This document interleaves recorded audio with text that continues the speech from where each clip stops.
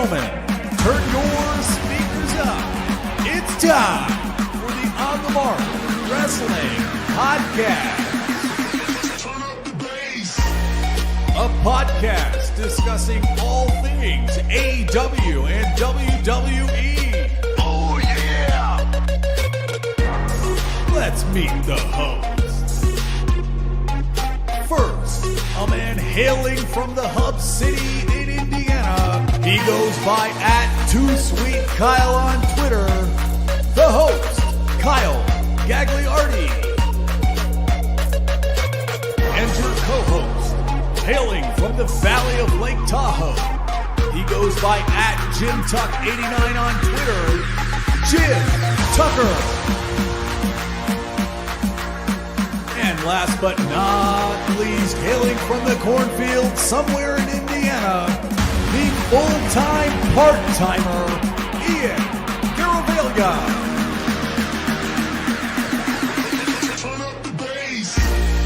Be sure to follow us on Twitter, TikTok, and Instagram @PodOnTheMark.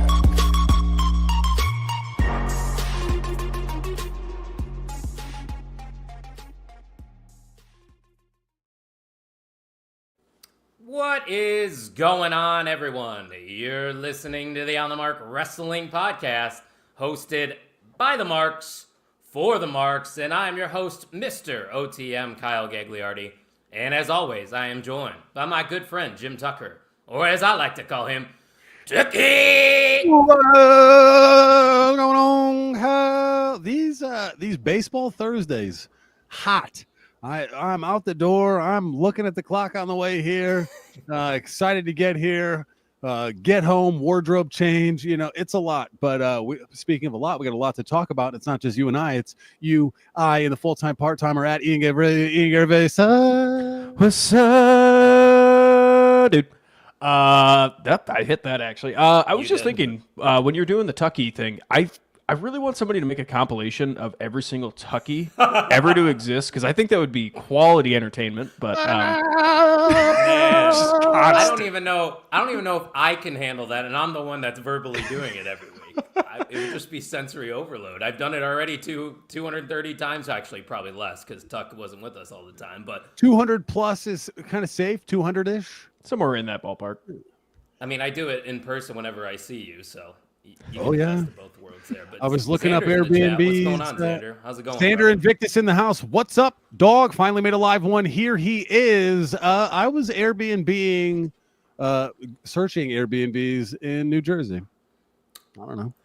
I'll tell you what. I'll be there. Me, you. We got Vogie confirmed.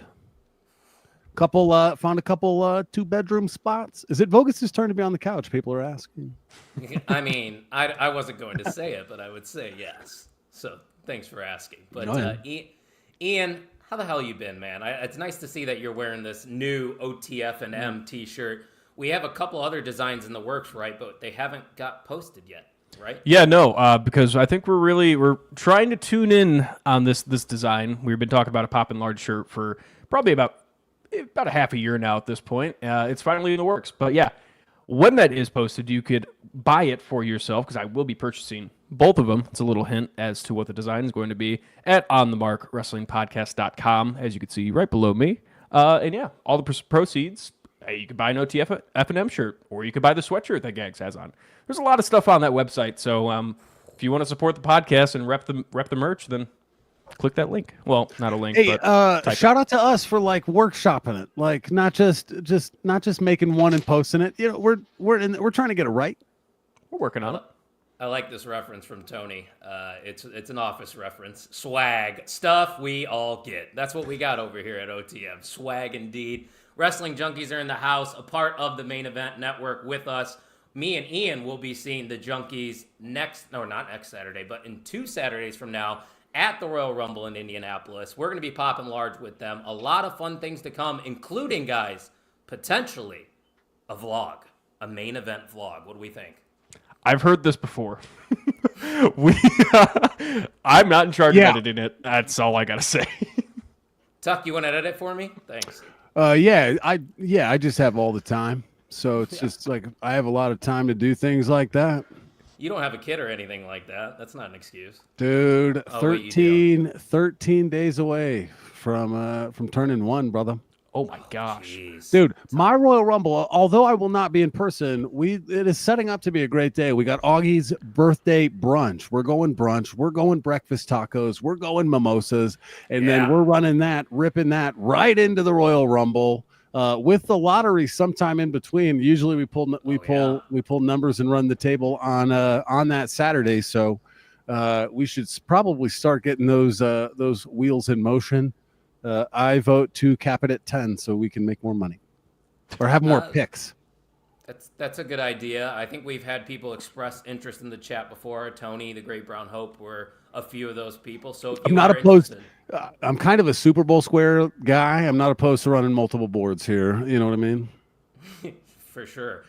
Tim said, "Oh, you never forget baby's first mimosa."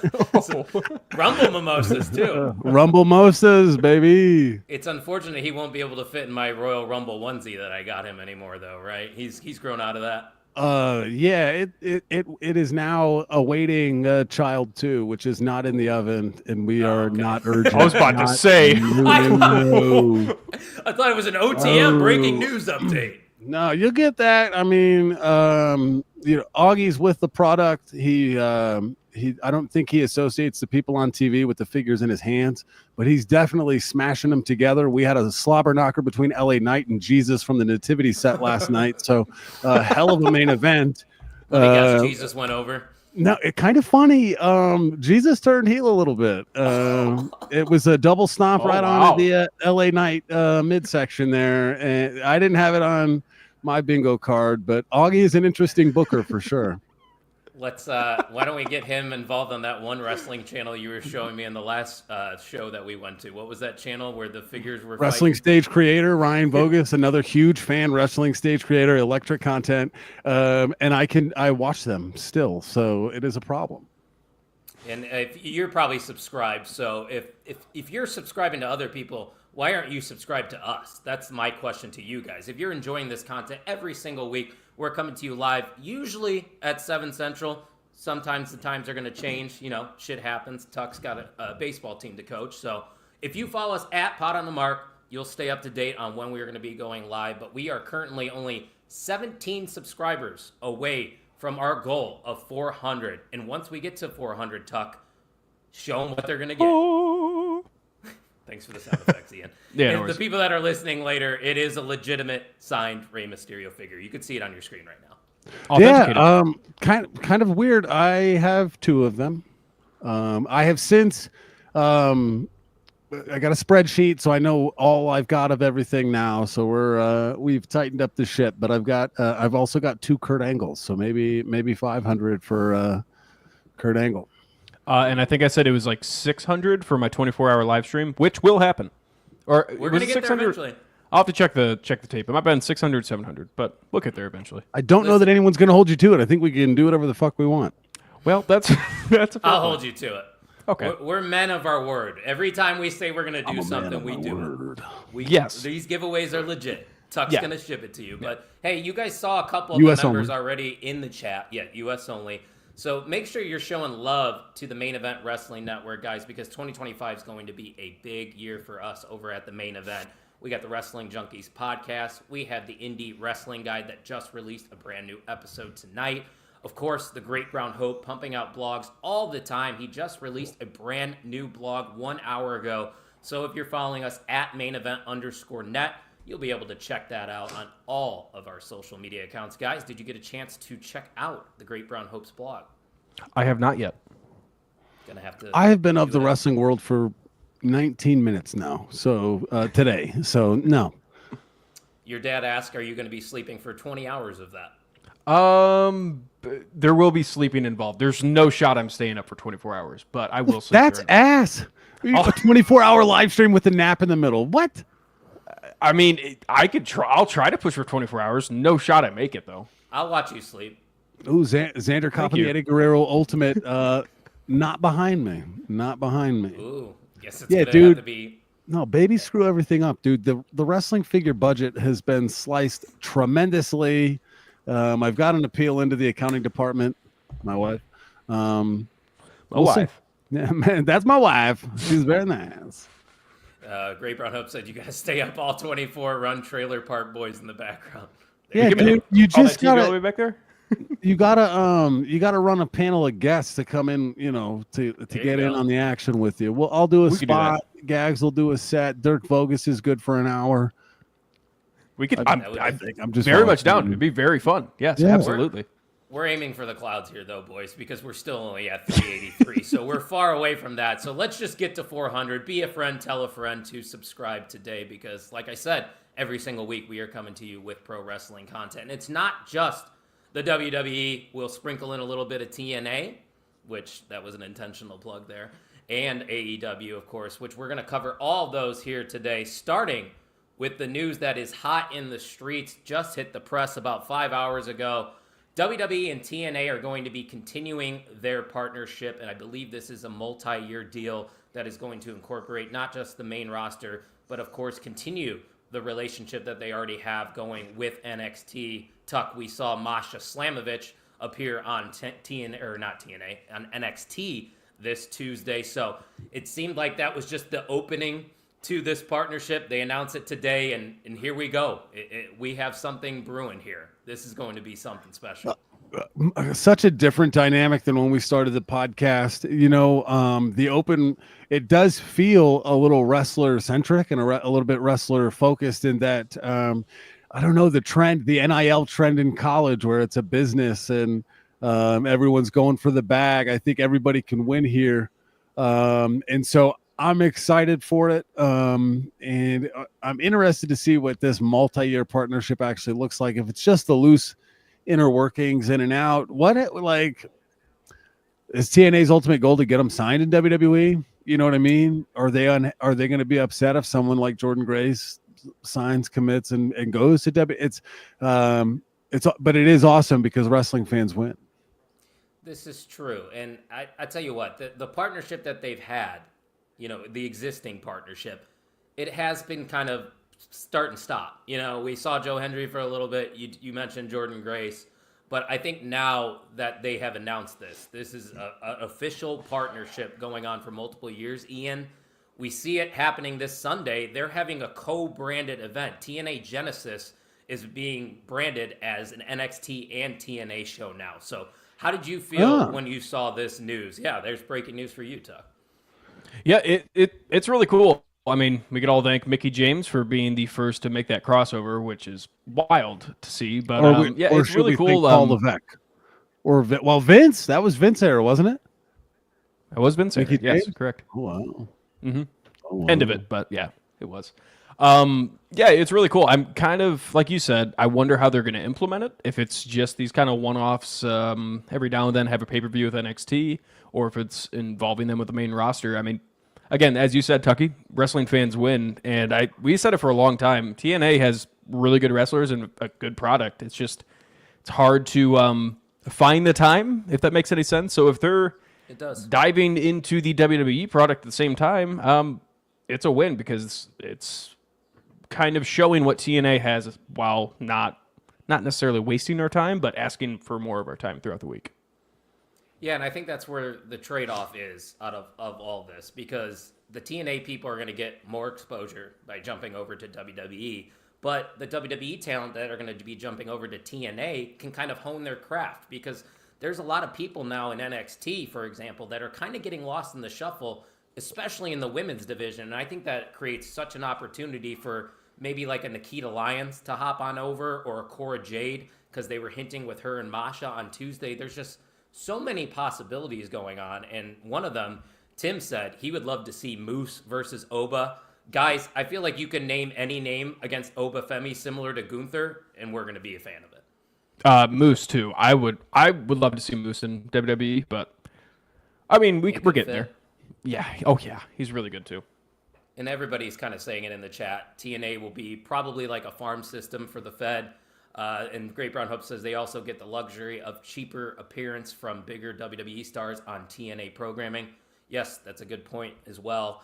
Mary's in the chat, though. She said, Uncle Jimbo, Joseph just realized you have a podcast, and now you're even cooler in his eyes. Look at that. Shout out to Mary. That is my sister, and Joseph is her oldest son. And shout out to Joseph and Charlotte.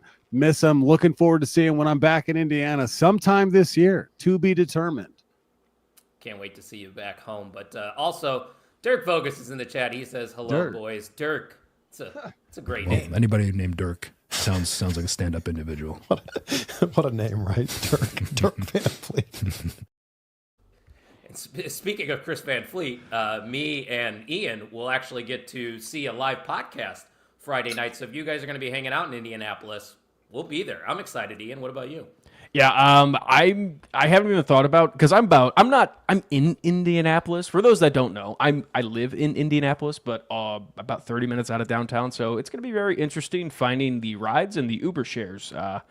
But yeah, I'm really looking forward to it. Chris Van Vliet, as you guys know, he is kind of like my role model, especially in the podcasting world. He's definitely my favorite. And I was really jealous when you guys got to meet him. So hopefully I can sneak a little meet and greet with him. And then you also get to meet your podcast dad. Yeah, that's true. I forgot I haven't met him yet. That is crazy, because we all have met the wrestling junkies in some way. I mean, you and Eric was spontaneous, but you and the podcast dad, that's the one we got to make happen. Also, that's not on me. He did have the chance to come out to the bar with me and Eric, but he decided not to because it was too late. So, hey, Tuck, you're also being called the GOAT, too, by Michael. I don't know how that makes you feel. Is that Mikey Greer? Ian, you remember Coach Greer? Yeah. Oh, yeah. My first year there, Coach Greer was he was the one throwing batting practice and getting his stats up against the kids. Just absolutely gassing fuckers at 35 feet. His shit was good from 40 feet up that ass. Shout out Mikey Greer. Love him. For the kids. Thanks for stopping by. And hey, be a friend and tell a friend to subscribe to the OTM podcast. Let's go back to this question, though, from Xander. He said, what chance do we get of seeing TNA on the main roster and not just NXT? And, guys, I think that's a good question because, like we said earlier, we've really only seen it in NXT. But if you look at the current landscape of TNA, you have Nick Nemeth, formerly known as Dolph Ziggler. You have the Hardy Boys that could get involved. Do you see any of those names potentially mingling with the main roster?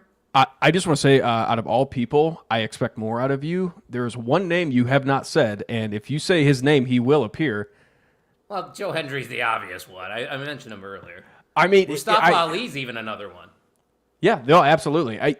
It's those names that the WWE audience has seen before, like a Jordan Grace, especially going up to that main roster. Obviously, those are the low-hanging fruit, but I think that's kind of where they're going to go with it. They had their test drive in NXT, got good reception, obviously, so boost them up to the main roster, see what they could do. Royal Rumble is going to be exciting. Yes, it is. I'm looking forward to it. But with this partnership, guys, any final thoughts? Because, I mean, I don't think there's really anything else we could say other than it's just great for professional wrestling. That's it. All right, then we'll put a bow on it and move on here. Let's talk about Monday Night Raw. But before we jump into that, a few more comments. This one popped me from Tim. He said, it's a Hallmark movie, wrestling dad meets his wrestling son. And maybe we could even get that on the vlog. Who knows? Oh, yeah, that's a big moment right there. This vlog better happen, guys. Oh, well. I just got to find somebody to edit it because you know Gags ain't doing it. I'm not going to say I'm doing it, but I probably will end up doing it. If Anybody I don't say out there? Yeah, oh, yeah, please. Tune in August for the Royal Rumble vlog. To be fair, I have done a vlog before. It was for March Madness in Las Vegas. I don't know if you guys have ever got the chance to even see that. I spend every waking moment of my life trying to forget it. Oh, really? I'm so Tell us how you really feel, Tuck. Whatever. Easy pop. Yeah, I did. You got it. You actually don't give yourself enough credit as an editor. I just don't think you want to do it. Yeah, let's leave it at that. Most time? Does Gags have the most time of the three of us? Or Ian? Yes. No, see? Yes. There it is. I do. I have the job that gives me certain freedoms to have time to do things, if that makes any sense. But you're hardworking, man. Hardworking. I knew Vogus would pop out of that, too. You knew you were going to get a Vogus pop out of that one. But, boys, let's move on over to Monday Night Raw. And it kicked off with 3 big names announcing that they are officially entering the Royal Rumble. CM Punk, Drew McIntyre, Seth Rollins. They had their war of words, but man, Tuck, you look at the names already confirmed, not just for the men's, you could say the women's too. These could be the most stacked Royal Rumble matches we ever see, especially after hearing these names. Is it not refreshing to look at the roster and see some of the biggest dogs in that Royal Rumble? Gone are the days of the legend comedy spots, the need to fill time with the amount of depth and the ability to pluck the top of NXT and TNA and throw in there too. There's just so many good candidates in these Rumbles, especially at the younger experience levels to throw in. But look at Seth Rollins, Drew McIntyre, CM Punk, John Cena. You gotta think Jey Uso, Jey Uso, Bloodline, Roman. Yeah. There's a lot of people clamoring for both of these top 2 titles because they both mean something, and I'm excited for it. Yeah, and like Tony said, the biggest of the dogs, the big dog himself, Roman Reigns, will be in the Rumble, which you have to assume is going to be a favorite. But Ian, I don't even know if you got the chance to watch Monday Night Raw this week, but how you feel about these big hitters being in the Rumble? Yeah, I mean, this is Triple H's era, and it's really showing because, like you said, there are so many. I mean, that's a third already. You could see it winning the Royal Rumble, winning the entire thing. The comedy fillers, as much as I love them, as much as we all do, I'm sure there still will be a few spots with comedy or legends coming back. It's a different feeling into this Royal Rumble. It doesn't feel like a gimmick necessarily, where we all kind of know it's either this guy or this guy winning the entire thing. Now it's anybody's game, and it feels like more like a sport. It feels more like a game, and it'll make the betting game interesting as well. Yes, it will. And like Tony said, lots of potential winners in this thing. A lot of ways WWE could go, especially with the Elimination Chamber coming up afterwards. And that's what I was going to bring up to you guys. The fact that, I mean, we know who the favorites are. John Cena's the betting favorite. CM Punk's probably up there. You can't forget about The Rock. The Rock could easily show up in the Rumble, win it, and face off against Cody Rhodes. Yeah, Roman Reigns. So those are just names right off the top of my head. And maybe they'll just pivot in some of those stories and wait till the Elimination Chamber. Like for John Cena, for example, I mean, his mantra is never give up. Wouldn't it make more sense for John Cena not to win the Royal Rumble? It's true, but also an argument can be made. Also, he kind of never gave up after this, like, what was it, 7-8 years that he hasn't won a match? I think that's kind of also building into it. Yeah. 7 years. Yeah, that's crazy to think about. Come on, John. Tuck, do you like the legend comedy spot, or do you think it's needed? I like it when it's not needed. This Rumble doesn't need it, which would mean 1 or 2 would be fine because they're not relying on it. Some of those, it felt like 5, 10, 20% of the entries were just write-offs right away. But to give a nod to a legend or 2, I think it makes a lot of sense. And it's kind of the only place that makes sense. You're not going to see a legend enter the Elimination Chamber or Money in the Bank. And Royal Rumble is the one match with the mechanic where they can be in, out, very safe, throw them over the top. Don't have to do anything big. But getting over the top rope is not easy for everybody. Some people, some of them, it's a car crash, I wonder what it's like just to participate in those matches. It's got to be a literal clusterfuck and hard to manage. But hey, if the prediction of the Great Brown Hope, which you guys haven't got the chance to read yet, he said we are an honorable mention for a surprise in the Royal Rumble. We do got some beef with the fake OTM in NXT because we were the first OTM. I mean, 2019, yep. Tuck, you made an image about it. They got proof.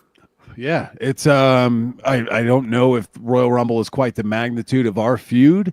We might have to. I think it's probably more than more of a Mania feud, personally. Sure. Do you want to waste that on the Royal Rumble? You know what I mean? And so, yeah, I agree. I do think if you had $1 or $2 to put down on us, it's certainly a waste of money. For sure. But hey, we are the Fit Friends now, so we got Xander's back too. He's going to be coming back to the main event blog. He recently was a part of Drop Kicks and Attractions on the network, but he's going to be starting up the blog here very soon, so stay tuned for that. Wanted to make sure. Back to this Stone sorry. Cold. Back to this Stone Cold reference. Had a kid. I was talking wrestling with some of the kids at baseball today, and I said, he's like, "Yeah, I watched." And I said, "Tell me one wrestler." He said, "Cold Stone Steve Austin." Oh, I said, "That is not the same, fella." That's a good ice cream special. yeah, I was about to say ice cream was on his mind. Cold Stone Steve Austin. Beer flavored ice cream. Stone yeah. Cold ice cream. Sign me up. Oh yeah, there we go. Put us in War Games. Vogus is our fourth. Ooh. Yeah. Oh, you guys are fucked, OTM. I don't know who's gonna side with them. It would be a kind of like a Kevin Owens appearance in the War Games, though. It would be no one would know. It'd be a mystery guest as well. Yeah, for sure. And speaking of Kevin Owens, I saw that pop up. Somebody tweeted out, I think it was 5 years ago today. That date might be wrong. That Kevin Owens did return for that War Games match that So I me and mentioned Tuck it. got to see in person. Tuck, that's still one of my favorite moments live. Hey, see you tonight at War Games, Kevin. Oh man, I wish. Saw him at Walmart, and that was the one time Gags beat me in the figure department. You got the elite, and I got a basic. Signed Kevin Owens for free. It was wild. Let's pull it off. There it is. There you go. I'll trade you for it. It's cool. What are you gonna give me? Signed basic Kevin Owens. No. Ooh, I You're would. not getting that. I would trade Kurt Angle for it. I got two. I'm also good. Even though Kurt Angle's a bald brother like myself. We'll take you on a video tour. Maybe let you pick something out. Oh no, Great Brown Hope. He said they're gonna get Scripps. The fourth guy will be a mystery. I forgot Scripps was a part of OTM. Tim said, make it a Hell in a Cell trios. That way all of the main event can come in and whoop their ass for us. See, I like There it. you go. we just booked our feud with OTM and NXT. Or I mean, we could. You are the host. You could go one-on-one in a tribal combat match, and then you've got all main event network behind you. Yeah, I would have Mr. Cincinnati's biceps. We Have would- that on our side We would let you get your ass whipped a little bit, though. You got to learn. for the comeback story, right? No, just to laugh a little bit. And I'll throw in the chair for the other guy, too. Yeah. Oops. You know how to take a chair shot, right? Sorry. Suck Yeah, I it. took a chair shot in my one match that I actually wrestled in a ring. We exchanged chair shots in St. Louis as well. Oh yeah, I forgot about that. St. Louis Rumble, not great, Yikes. not good. We talked about that before though. So Bogus. Hell of an effort though on the squeaky knee. Oh yeah, I forgot about that. Big time. You Mr. made Moments. it work. Yeah. It was cold too. I remember that. But it's going to be cold in Indianapolis. But thankfully, the Rumble will be inside, so we'll be good. And like all of Indianapolis is kind of connected when you're in it. Like the hotels and all that stuff. It's awesome. Buildings will be blocking us everywhere, so we'll be good. Just bundle up, get your some OTM merch at the unmarkedwrestlingpodcast.com. You'll be set. All right, guys, you ready for it? Yes. Yeah. Are Yes. you ready? Let's talk about ready it. for it? Let's talk about it because, guys, Penta, whatever you want to call him, El Cero Miedo, I butchered that, I know. But Penta's WWE debut happened this Monday on Raw against Chad Gable. And man, I don't think you could do a debut match better than the way they presented Penta. Like, he legitimately looked like a main event superstar, Tuck. From the entrance, even though the music wasn't great, to the in-ring stuff. And granted, he did have a couple mishaps. That's going to happen, nerves and all that. But what did you think about the overall presentation and the match itself with Chad Gable? I thought it was special, and I think it meant a statement. It feels like he's going to mean something. My question: is he going for a top title, or is he going to run at the Intercontinental title? Where do you? IC first. Yeah, I think so too. I think he takes a stab at one of the main titles. Doesn't get it, but I think he takes a stab at it. Just kind of establish that he is one of those guys that could be going at it later on. Because, I mean, they've done the mid-card title guy right away with Andrade, and as much as we like Andrade, it hasn't worked out twice. I mean, still in the process of the second attempt, but we're still at it. I liked Penta's debut. Obviously, it did feel special. I kind of wish they didn't do the interview after because they do this a lot of the times. I loved it. Vogus loved it too. It was passionate. Yeah, it was very passionate. And the reason why I loved it is because they gave a non-English speaker a mic on day one. They gave him a shot to establish himself with the voice, and just as Vogus said, the passion alone gives it away. It felt raw, and it is a concept that can't be overdone. I certainly agree with Ian there. But they made him feel big, and you could tell it meant something to him. And I think that encourages further investment. The happy accident on the WWE shop was wild to me. I'm like, okay, well, The worst kept secret. That's what Michael Cole called it. He was Yep. right. Yeah. I think that's what they also called it too when Cody Rhodes made his debut. Both weren't really secrets, but I do like the addition of having the family ringside for that, just to, add on to that raw emotion that you were talking about. His daughter was just breaking down. You could just see how much it actually meant to Penta. And this is a guy who, he was a part of, in my opinion, the greatest, or one of the greatest AEW tag teams in their brief history. Like the stuff he was doing against the Young Bucks, generational stuff, the 2021 Steel Cage match, just to name it off the top of my head, but he really never seemed to break through that ceiling there. He was kind of just shotgunned into the tag team division, and he might be put right back into it once Rey Fenix ends up making his way to WWE. Because I would assume you guys would agree that he's probably going to make his way eventually as well. Yeah, he's just he's on extended contract time due to injury, Rey Fenix, and now that they know that Penta's gone, they sometimes companies will finish out the contract without staking all the injury time on it, but I feel like they're just sticking it to him for a little bit. Yeah, and Eric shared it in the main event chat that we have. It was Penta visiting a child in the hospital, I believe, the day after Monday Night Raw. That's another thing Penta is going to do. He transcends things. He is a megastar. He is going to be that next maybe Rey Mysterio that they've been looking for. I know we talk about it all the time, like Dragon Lee's, the Sin Caras. They've tried it in WWE. But Ian, they might have something here, because I don't know if you saw the sales. The Penta sales are going through the roof on the WWE shop. But also what Tony's saying is a good point too. Gable was that perfect first opponent for him, wasn't he? Yeah, that's one of the things I was going to say. Shout out Chad Gable, because that dude is incredible, and he played it off very well in the match. And another thing I did want to say too is, like, as a guy coming from AEW, WWE, usually it's that sign of like, oh, AEW wasn't using them correct, or it's vice versa. WWE wasn't using them correctly, so they came over. This is kind of a different case because we always knew Penta with Rey Fenix. They were tag team guys. Didn't really get that chance to show off that solo run, and can carry himself charismatically and be that solo guy, which let him have this run now and take advantage kind of Rey Fenix not coming over quite yet. Let him establish himself as a solo guy. Then the tag team stuff will come later on. Because, as you said, them and AEW they're going to be known as one of the greatest AEW tag teams of all time. And as much as the whole fandom and tribalism thing happens, it's like they didn't really leave on bad terms. It was just injuries happened, stuff happened, booking stuff happened, and they wanted to move on. And it's awesome. It's really cool to see Penta in this big spot. They were just ready for the next step. It was Penta's dream to eventually get to WWE, as I'm sure it is for Rey Fenix. You talk about it, the tribalism and all of that. I'm sure there's a lot of other people in AEW that are thinking the same thing, that, maybe a Mariah May at the end of her contract is like, yeah, things were fine in AEW. I got what I wanted, but I just want to transcend the business and become bigger than wrestling itself. That's what WWE provides to people, Tuck. Absolutely. It's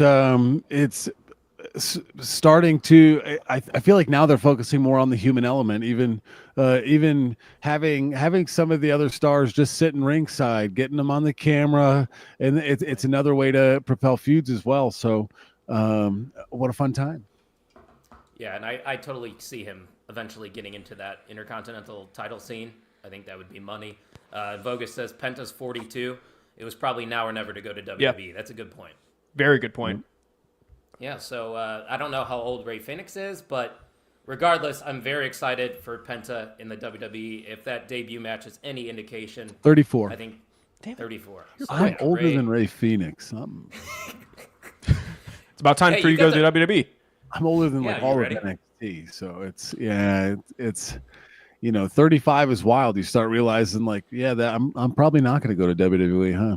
So Oh, you would have to skip NXT at your age, your current state, is what you're saying. I If would you were need to that. debut in WWE. I would need the DDP rocket. That's why he's one of my favorites. He got into it mid-30. He was not supposed to be in wrestling, but he just loved wrestlers and owned a bar that had a lot of wrestlers attend. And so he was supposed to go in as a manager, and all of a sudden he's a WWE, WCW world champion. It's so awesome. Bang! Absolutely. I got you. Let's talk about this match that got announced for Saturday night's main event. I believe that's happening next Saturday. And Gunther has a challenger for his world title, and it's a pretty interesting one because we do know that Jey Uso has already announced that he is going to be in the Royal Rumble match Tuck. So I kind of think that is telegraphing the move here. But once again, I don't believe any of us thought Jey Uso would probably beat Gunther in this situation. I got excited for it, but it's almost like, dude, they're gonna have him be in the main event and lose again. I do think it telegraphed it, and if you're gonna be critical with the AEW Moxley Hobbs booking before the main event on Collision, and so I do think it draws some criticism, but also I think on WWE's perspective, with it being a Saturday night's main event, it's a way to get Jey Uso on the TV in a great match. So it makes sense, but also it kind of sells it early. Yeah. I'm just waiting for them to reach out to us for the Main Event Network to sponsor this match because Main Event Jey Uso in the main event for the world title should be sponsored by the Main Event Wrestling Network. Just saying. But Ian, how do you feel about this matchup right here? yeah, no, it's cool. I guess he is kind of living up to his name. He's in the main event, so that's good. But yeah, I mean, Thank you, cool. Doctor. I didn't even notice this. Yeah, it was after. It was on the way out, towards a commercial. He's seeking his first singles title, and I was like, that's going to be on Botchamania. Oh, yeah. Good catch there, guys. Interesting. Go ahead, Ian. Sorry. I mean, yeah, I don't really have too much to add to it. It's kind of one of those thrown together matches per se. I'm kind of losing interest in Jey winning a title. I love Jey. It's just him with a title just doesn't seem fit at this point. There's so many guys right now that I want to see take Gunther's title. Jey Uso's not necessarily on that list. I would love to see him in big matches still. So it's a win for me. It's just I don't really want him to see a win a title at the moment. I just want to do the yeet thing a lot. Yeah. Let's vibe, dude. He's the king of vibes. Let's go. We talk about it all the time too, guys. Not everybody needs a title to be over. Jey Uso's that perfect example. We know the crowd's going to be behind him in this match. We know he's not going to win. He's going to be fine after. The Great Brown Hope said it well. Jey Uso is way too over. Win or lose, he'll be just fine. Just another chance for the backstage folks to see how over he is. And it's probably going to be a good one. And another thing, too, with Jey Uso, he's kind of one of those guys that in order for him to win a title, it almost has to mean something. It has to be emotional. There has to be an emotional backstory to it. Sure. Just going for Gunther's title is, sure, that's got a story to it. It's kind of like beating the giant literally beating the giant that's holding the title, who looks undefeatable. Sure, there's that story, but it's got to have that bloodline-esque feel to it. And I don't know where they get that other than a Sami Zayn. Well, that would be a good answer to Vogus's question for you. He said, want to see Sami Zayn. Dude, if you got a way for Sami Zayn to get that title off of Gunther and then you can run him versus KO for a world title, sign me up. They've never competed, though, against each other for a world title. That's what I'm saying. Good point, yeah. You do that match for the title. I think that would be money. But nonetheless, let's move on. More things from Monday Night Raw. The inaugural Intercontinental Women's Champion has been crowned as Lyra Valkyria, successfully defeated Dakota Kai, who got a new presentation, got a new theme song, new Tron and all that. So a new fresh coat of paint for her, which I think is a good sign, Tuck, because usually if they're rebranding a superstar, even if they lost, I feel like that means they got big plans for her. Nonetheless, Lyra being the first champion, I don't have any problems with it. What about you? Well, I mean, it was a win-win because Dakota Kai gets a much-needed championship push. I think a lot of people are looking forward to, specifically Mr. OTM. But It shows that they're going to invest in younger talent as well. They're not afraid to do it, which I do think sometimes NXT talent gets lost in the shuffle, or has been known to get lost in the shuffle, and it feels like they're trying to make this mean something. And it was a good match. It was a good match. The suplex to the floor, the backdrop to the floor. Oh my god. They went after it. They weren't holding back. Like, the first week was just for the casual fans, and then week 2, they're like, all right, we're going to give you professional fucking wrestling, and you're going to like it. Because every single match I thought delivered. But Ian, he kind of touched on it. Sometimes when they call up NXT superstars like Lyra, she was kind of just floating for a little bit. So this definitely gives her something to dive into. A lot of people expected maybe like a Bayley to win this, but I think her, truly being a mid-card talent right now is the perfect fit to be the inaugural champion. What do you think?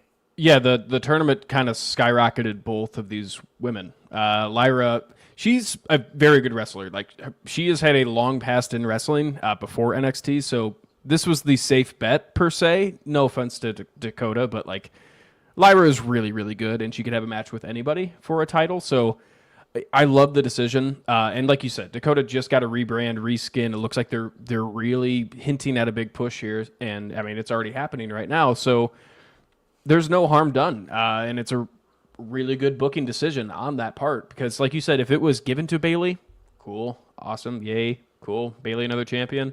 But this is taking that next step forward on shooting one of your next superstars into the almost main event picture. Well, yeah, and you can throw main event talent at her right away. Like, we know Becky Lynch is close to returning. I think a Becky Lynch versus a Lyra Valkyria match at WrestleMania would be money for the Intercontinental Women's Championship. But you obviously can still have Dakota on the chase. It seems like they're positioning her to be a baby face going forward. So that's good. I think it makes a lot of sense. But an interesting point here, Tuck, from Tony. He says it helps that Lyra has a theme song that gets crowd interaction too. Another easy way for the crowd to get behind someone. I think that's a good point. Yeah, the branding of the character. I mean, gone are the days that your talent are like professions, right? A tax worker, a plumber, a dentist, and that kind of stuff. And so branding and packaging matters. And again, who do you think of? You think of LA Knight. You think of the Cody Woe. You think of Seth Rollins. You think so. The big ones have things. Roman's got the a lot of good things. So many cool things in that thing. Yeah, in that thing. He's got a lot of things going for him. But Lyra just got the woos. But it's a start. It's something. Yeah. The wings are pretty badass too. For those that know me, I'm a big fan of birds. I don't know how to explain that one. Bird. My name is Bird God. Really fucking cool. Just. You knew that. I picked out a pigeon out of our press box at baseball. Pidgey. Still weird. Hey, he's got to be the bird whisperer. Yeah, thank you. Bird of Alien. That could be her man. You could be her manager, the bird whisperer. Who's your okay favorite, deal? Who's your favorite football team? Not a bird. Who's your favorite? Not the Eagles. Team? Baseball team? Not a bird. Who's your favorite? My baseball team's a bird. Your favorite college is a tree. Birds.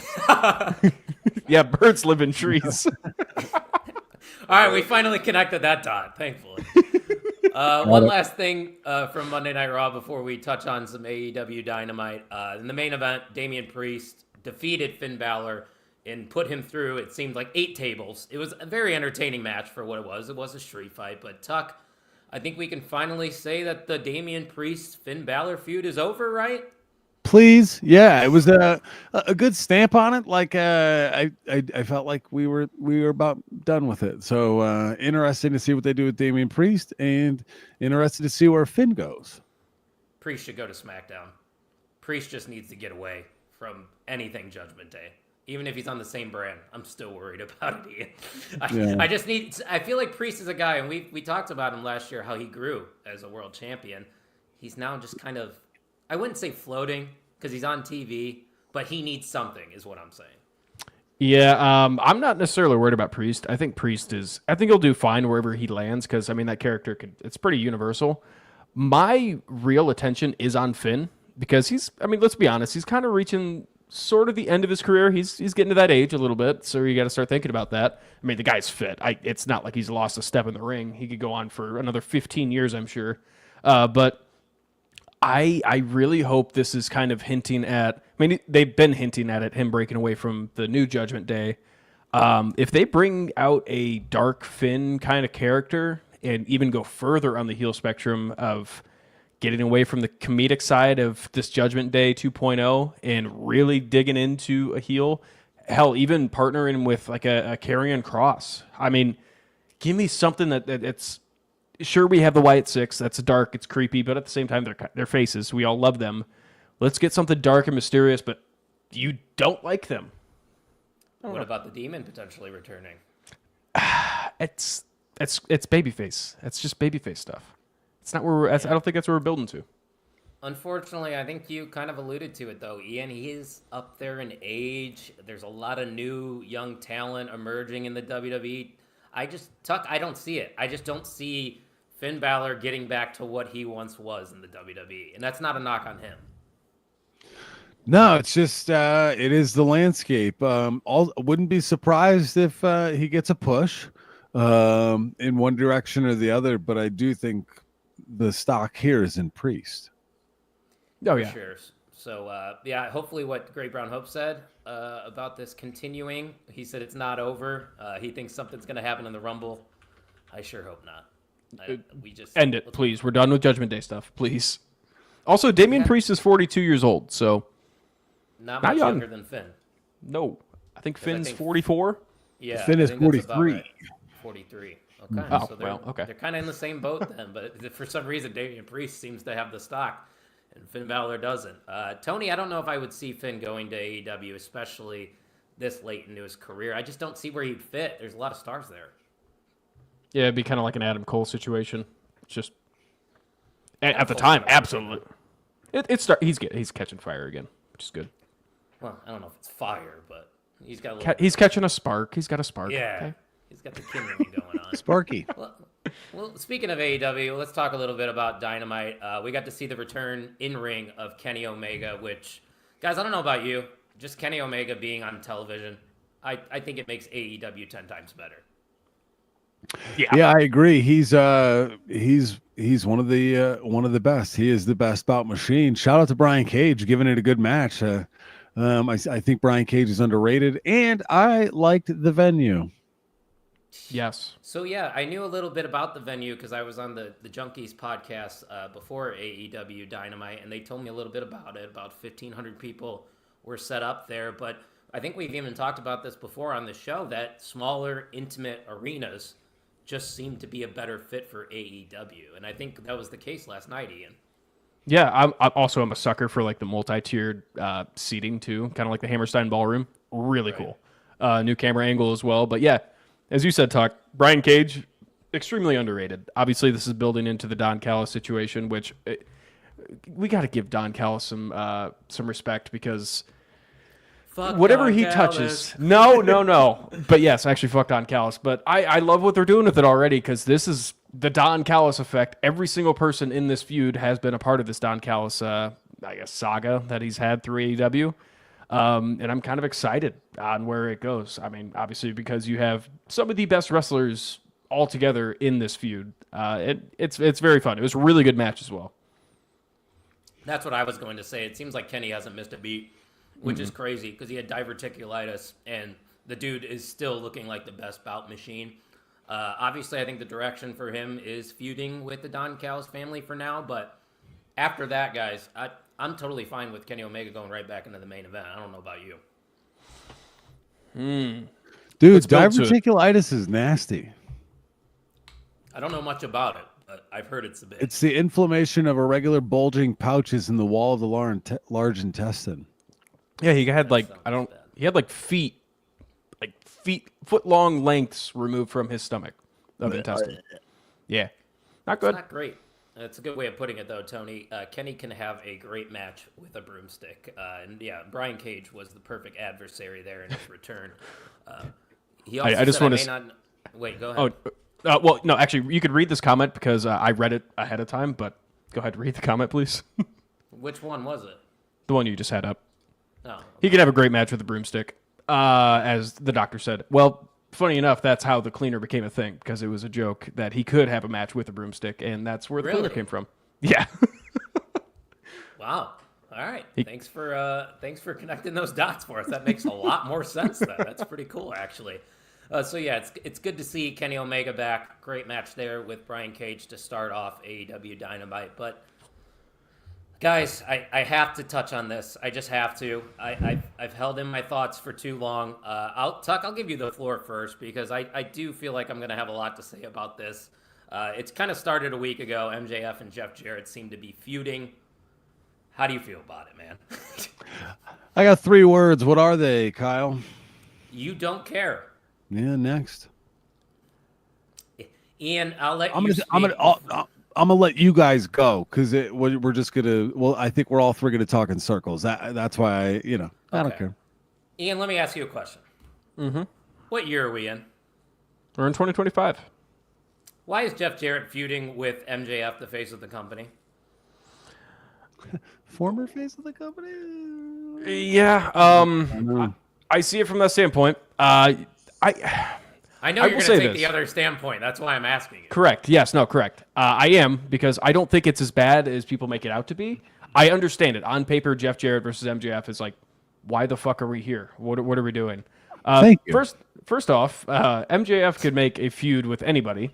Give it some time and have an open mind to it because Jeff Jarrett is at one of the heights of his career and it's at the tail end of his career. And Jeff Jarrett could still go in the ring. As much as people don't want to acknowledge it, he could still have a good match. And last year, he had a really good run last year. So this is a retirement tour. I get it. I kind of didn't like the whole, this is going to be my retirement tour. Okay, dude, sweet. I understand that part. I was not a huge fan of that because obviously it's taken apart on John Cena's retirement tour. John Cena retirement tour, Jeff Jarrett retirement tour. That's Yeah. what I completely agree. to Hot Sauce. He was like talking about the Jeff Jarrett retirement tour, and I said, "There's only one that matters, and it's John Cena's this year." Yeah, it was AEW signed themselves up for failure just by trying to recreate that feeling. They should not have done that at all. Take advantage of Jeff Jarrett's hype now instead of killing it off with their little hype that they try to push into it. Go ahead. Sorry. Listen, I agree with you, Tony. He still can handle his own in the ring. But MJF is 28 years old. This is a guy you want to keep in AEW. What is MJF going to personally gain by defeating a retiring Jeff Jarrett, Tuck? That's my genuine question. Legend killer. I could see him asking for it. A bucket list type thing if MJF used Jeff Jarrett in that light potentially. I don't think it's without merit because that's another thing for MJF to say, that Jeff Jarrett can't win, right? No, and the promo went on way too fucking long this week. Like, we didn't need to have a 10-minute promo section to take time away from talent that is not being utilized in AEW that is world championship material. And instead, we are putting this old man on TV, giving him a big chunk of promo time for an up-and-coming guy that is supposed to be the future of professional wrestling. This is going to do absolutely nothing for MJF. I'm done. That's all I got. It may not in the grand scheme of things in the idea of titles, but I first off, I'm not going to speak for MJF because I don't know the guy personally. I know it's kind of scary to say and kind of weird to say, but I don't know him personally. He probably is looking forward to. I mean, Jeff Jarrett is a legend. I'm sure backstage, this is a really cool feeling for him. So I'm sure it's like you said, it's a bucket list thing, but in the fact of he gets to face a legend and have a feud with him. Also, he gets to showcase his promo skills against Jeff Jarrett. I think that's another thing. Also, this is building into that heel. He's going even further into the heel. I'm sure he's going to say some fucked up shit, even more than he's already said. Well, he already did. Yeah, he brought up Jeff Jarrett being an alcoholic. Yeah, it's touchy, but they did it in WWE with Jeff Hardy, so I can't be mad at them for touching on it. No, I mean, it's just, I think you got to be open to it. I get it. Yes, taking time away from the other talent is pretty fucked up, but at the same time, if they were to keep this feud going and not give it a lot of time on TV, it would be even worse. People would hate it even more because it's like, why are we still going on with this? And why are we dragging it out? They just haven't sold it well. I just need a why. Like, why are we doing it? It doesn't make sense. It just feels out of place. MJF's coming off a big feud with Adam Cole, beat Adam Cole, and now he's going to Jeff Jarrett. It's a disconnect. I don't want to spend too much time on it because, like I said, we try to stay positive around here at OTM. Just this was something that really pissed me off, which could pivot over to something that made me very happy, and the fact that Samoa Joe is back in AEW. He took some time off. I don't know if he was injured. Was he injured, Ian? He was doing movies, video games. Movies. You need to watch Twisted Metal because that dude is a really good actor. Very good show. Yes. Oh, yeah. Twisted Metal, that should be your next TV show to watch. Everybody. Only a matter of time before he brings up how JJ stole Kurt Angle's wife, too. Oh, I didn't even know that. That was a little background information. But yeah, Samoa Joe's back, Tuck. I think this is exciting. We obviously know Joe's got a history with the world title, but I don't think this is the direction he's headed in. I think he's going to kind of be in the mid-card going forward, but I think that's a good spot for him. Well, and I think it strengthens the mid card, which is certainly not weak. But I do think it gives time for him to get his bearings back. It has been a minute. And apparently, Great Brown Hope has seen Twisted Metal. Yes. Looking forward to season 2. And to be honest, Harold carries Joe in Twisted Metal. See, Tim's watching it too. So you got 2 people watching. But Ian, I know you probably were excited to hear that music hit last night. Oh, God, yes. The more I see Samoa Joe in a wrestling ring in front of me, the more I love him. The dude is so good. And I just want him to cut a promo already. Dude, he's just believable. Oh, yeah. Look at him. He just looks like a wrestler that could beat the shit out of you. I mean, what direction do you think he goes in now that he has returned? I don't know, and I'm kind of happy that I don't know because it's almost like Samoa Joe is going to be forced to reinvent himself. I think right now it's just obviously it's going to be with the whole Hook thing. Yeah, that's kind of I'm going to be honest. I kind of don't like that. I like that less than I like the whole Jeff Jarrett situation. I just don't like the way they've used Hook. I feel like there was hard a time to strike with Hook, and they missed it. And now he's on the back burner. Tuck, I don't know if you have any opinions on that. No. Yeah, fair enough. Great Brown Hope said Samoa Joe will always be the shit. He showed up at our high school wrestling class once. Holy crap. That's sick. That's cool. That is awesome. That return was great. Probably one of the highlights of the show. But honestly, something that I really enjoyed was the first ever women's gauntlet match that they had. And they started it strong with Chris Statlander and Jamie Hayter right there. 2 former champions in their own right. And we also got a little bit of surprise, too, that I know Ian is familiar with. Tuck, I don't know how familiar you are with the goddess, but Megan Bayne made her AEW debut in this gauntlet match. Megan Bayne, well known on the indie scene. Apparently, she is all elite, Ian. So not only that, but how did you feel getting Toni Storm to show up here as the rookie? I thought it was well done from top to bottom. It just kind of ended abruptly, in my opinion. Yeah, no, I agree. But at the same time, it's like this match showcased how stacked this roster is and how much potential it has. It's just given at the time. I mean, they gave Chris Statlander and Willow time, and look what they've become.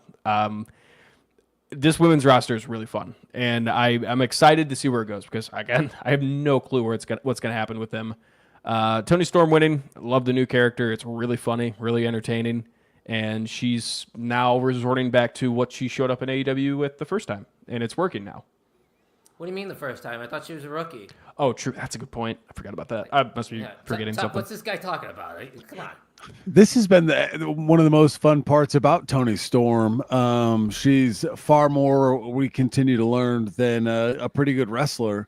And I think the gauntlet match, you speak to the depth of the roster. This wasn't even all of the tippy top either, or the strong middle.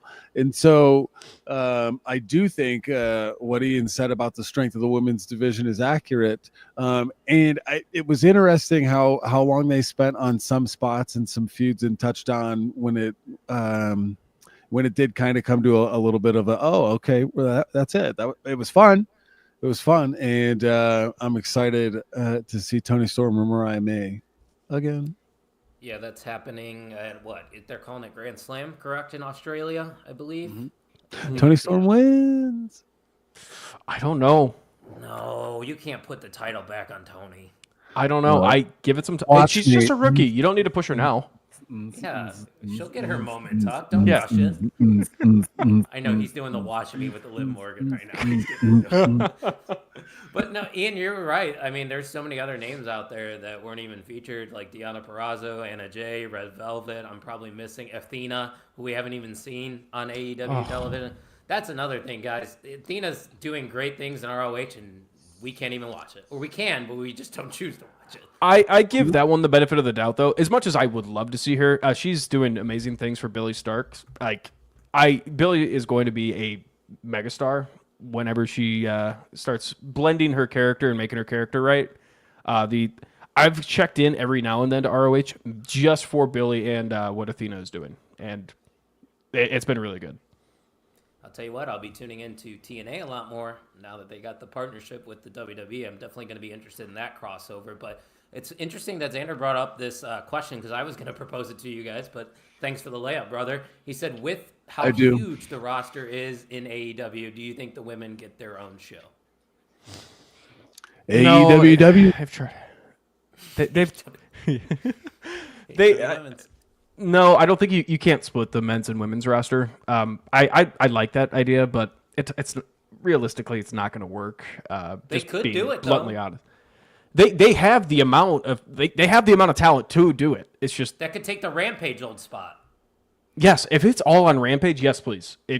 Take Rampage and make me want to watch Rampage. Sure, well, if it's on Rampage, yeah, that's true.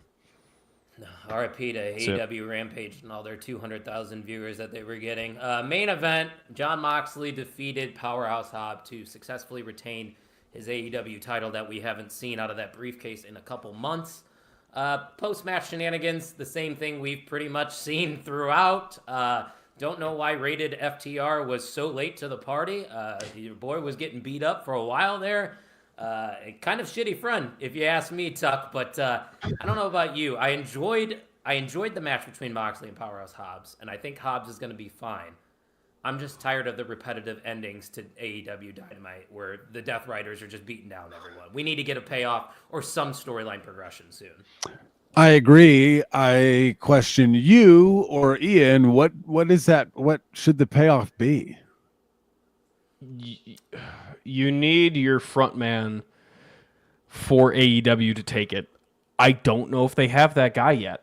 I think they're still doing a feeler as to who either an Ospreay or an Omega. Omega is, with the return, but now you're locked into Don Callis stuff. So I hate to be the bearer of bad.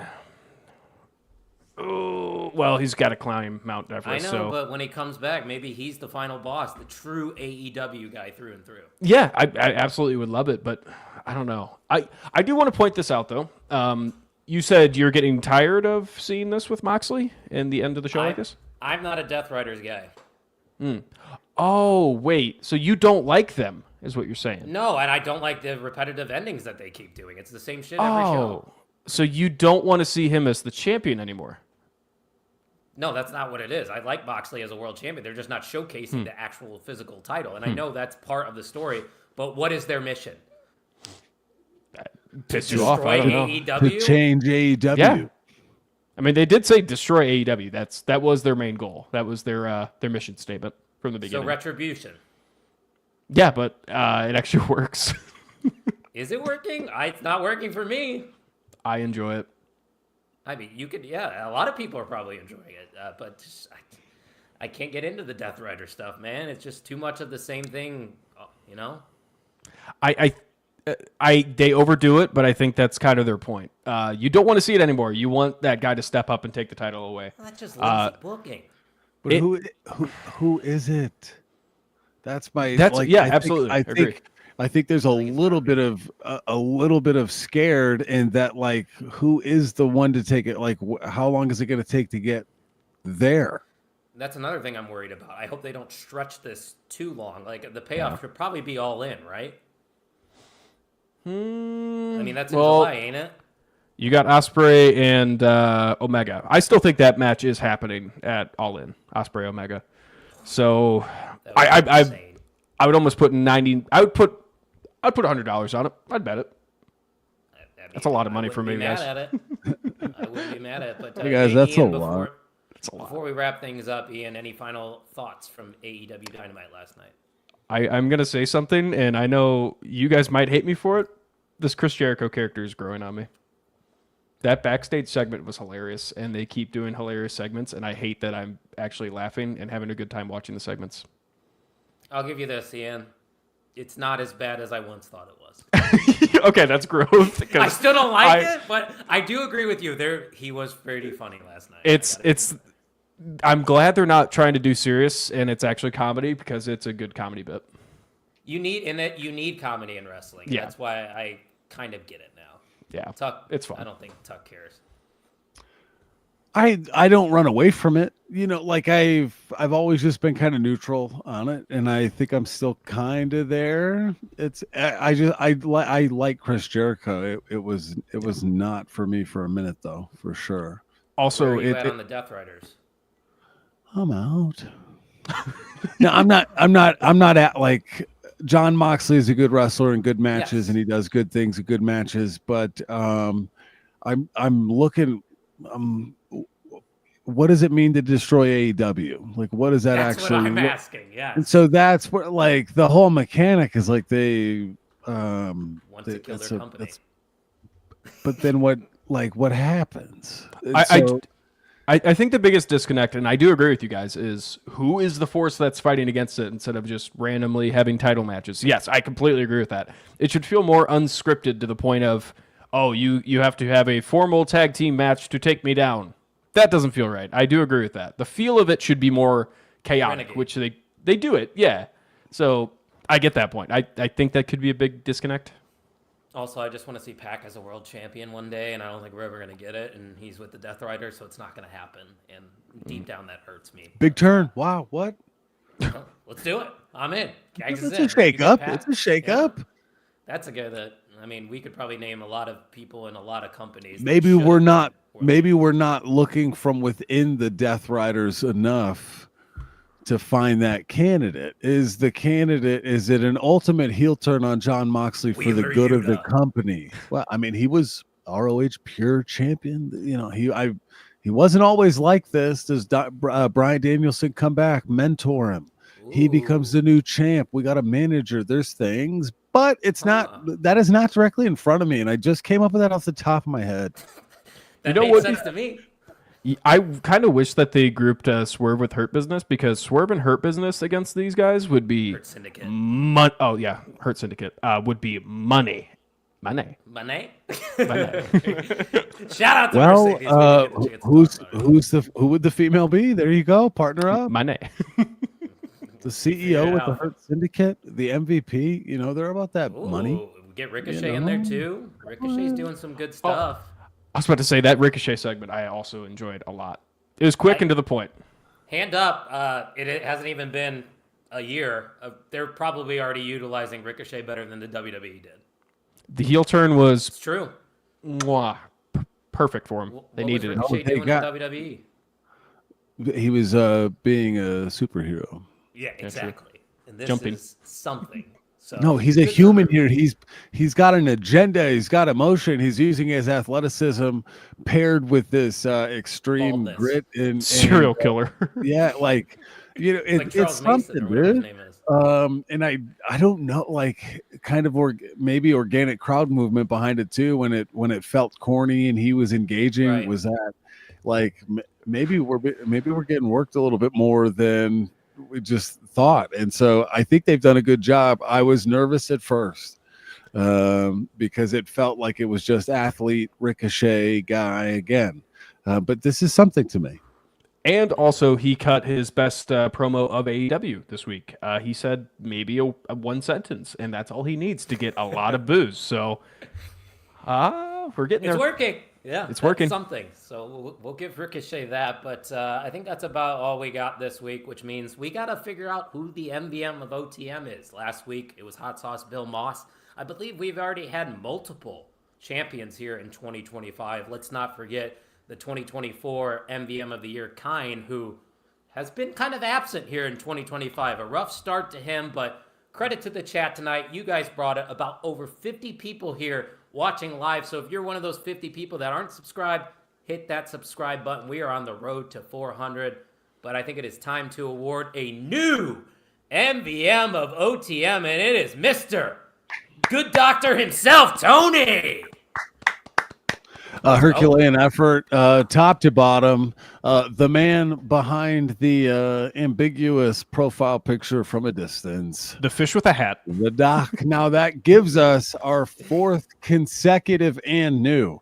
The parity in the MVM. You talk about roster depth. The OTM has quite the community. 50 viewers plus. How much fun? And Tony brought it bell to bell, brother. And I will reiterate, 52 people, that's a lot of people. If you are not subscribed to the YouTube, you could insert yourself to win a Rey Mysterio figure. Mentioned earlier in the podcast, but that giveaway is still going on. Signed and authenticated for those that do not know. That is correct. Tim's saying congrats, Doc. And he says, the champ himself said, thanks, guys. Back on top for the first time in a while. Yes, you are starting off 2025 hot, and we are starting off 2025 hot because there's a lot of things popping large in professional wrestling today. Ian, before we go, do you have any final remarks? No, wrestling hasn't lost the steam. I'm enjoying every single show that is on the television screen, and time's flying by thanks to wrestling. And thanks to you guys. It is fun doing this every single week, and we couldn't do it without you guys in the chat for interacting with us every single week. Episode 231 coming next week. Probably going to be at 7:30, Tuck? You know it. All right, so same time next week. But before we go, guys, don't forget you can support the podcast by going to the OnTheMarkWrestlingPodcast.com and get yourself this hoodie. You can get yourself an OTF&M shirt that Ian is wearing. We got other stuff like Honorary Mark. We even have MVM t-shirts. So if you've won the MVM before, get yourself a t-shirt to show the world that you are a valuable mark to our community. And if you show proof of purchase at the OnTheMarkWrestlingPodcast.com, you will gain 5 extra entries once we give away that Rey Mysterio figure and hit 400 subscribers on YouTube. Also, don't forget to follow everything going on at the Main Event Wrestling Network. Hopefully a vlog will be coming your way from the Royal Rumble in Indianapolis in a couple weeks. So if you want to check out some blogs, some YouTube content, the great podcast that we have to offer, make sure you're following us at mainevent_net. Tucky, why don't you send us home? As always, ladies and gentlemen, it's a great time to be a wrestling fan. We've got a TNA Genesis this weekend, $40 pay-per-view. I might. Also, GCW at the Hammerstein Ballroom this weekend. I will. So I know I'm tuning into that. I got the house to myself this weekend, boys. I'm going to watch some wrestling. I'm going to be texting you then because I'll be watching those too. I got nothing to do, brother. Yeah. So looking forward to a long weekend. I got Monday off of work too. So the road to next week's Raw on Netflix is wide open, brother. I'm looking forward to chatting with you guys in a week and hope that those that are watching are subscribed. We're on our road to the 400, and I'm excited to send my Rey Mysterio figure to somebody in the continental U.S. There you go. To be clear, if we pick a winner that's not, we just got to pick a new one in the right? Yeah. In the States, yeah. That's where it's going to be, in the States. Ladies and gentlemen, thank you for listening to the On the Mark Wrestling Podcast.